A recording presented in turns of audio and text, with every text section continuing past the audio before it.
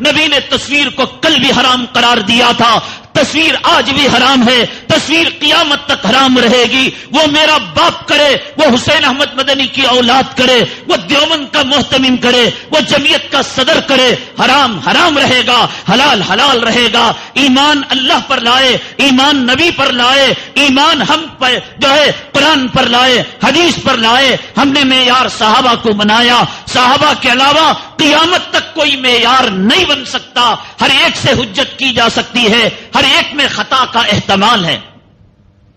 شریعت نے جو احکامات دیے وہ دو قسم کے احکامات ہیں، کان کھول کر سنے۔ ایک احکامات وہ جن کا رنگ ڈھنگ روپ طور طریقہ اس کے ساتھ اللہ کے نبی نے وہ حکم دیا۔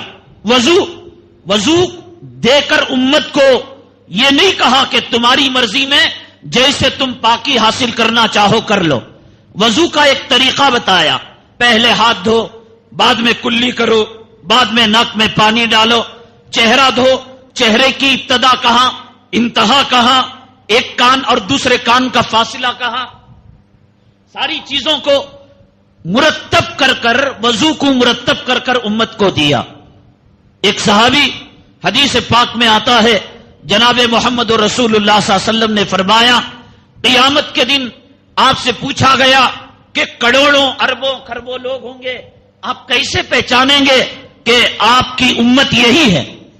آپ کی امت کی شفاعت کریں گے، آپ سفارش کریں گے، کیسے پہچانیں گے یہ آپ ہی کی امت ہے؟ آقا نے فرمایا، اگر لاکھوں کروڑوں گھوڑے ہوں اور ان گھوڑوں میں کالے گھوڑوں کی جماعت میں کچھ گھوڑے ایسے ہوں جن کے منہ کا حصہ اور جن کے دم کا حصہ سفید ہو، تو بتاؤ لوگوں تم پہچانتے نہیں پہچانتے؟ کالے لاکھوں گھوڑے ہیں، ان لاکھوں گھوڑوں کے اندر کچھ سفید گھوڑے جن کے چہرے اور جن کے دم کا حصہ سفید ہے، فرمایا پہچانتے ہیں؟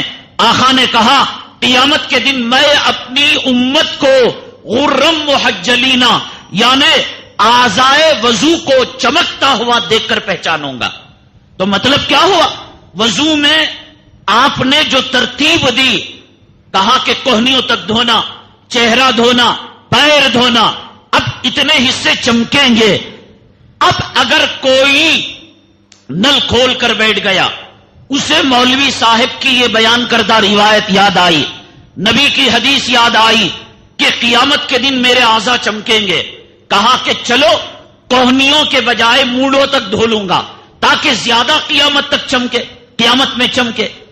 آپ نے فرمایا کہ پیر کے جو نیچے گھاٹیاں ہیں وہاں تک آپ کو دھونا ہے، ٹخنوں تک دھونا ہے، لیکن کسی نے کہا میں گڑگے تک پانی سے دھوؤں گا تاکہ قیامت کے دن اعضاء میرے اور زیادہ چمکے۔ نبی نے حد بیان کی، پیشانی کے بالوں سے تھوڑی کے نیچے تک، ایک کان کی لو سے دوسری کان کی لو تک۔ اس نے کہا قیامت کے دن میری ساری منڈی چمکے۔ اس نے نل کو کھول دیا اور پورا سر دھونے لگا، تو آقا نے فرمایا تو نے جتنا زیادہ پانی اپنے اعضاء پر لگایا، ایک ایک قطرے کا جواب قیامت میں دینا پڑے گا۔ حالانکہ یہ اپنی روشنی بڑھا رہا ہے، یہ اپنے وضو کو اچھا کر رہا ہے۔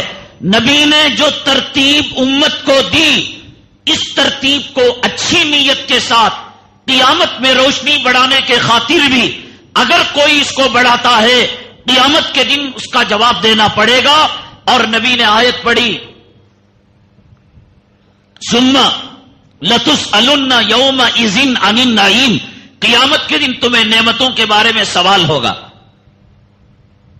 بہتی ندی، آدمی کلی کرے پانی ندی ہی میں جاتا ہے، چہرہ دھوئے پانی ندی میں جاتا ہے، کتنی مرتبہ دھونے کا حکم دیا گیا؟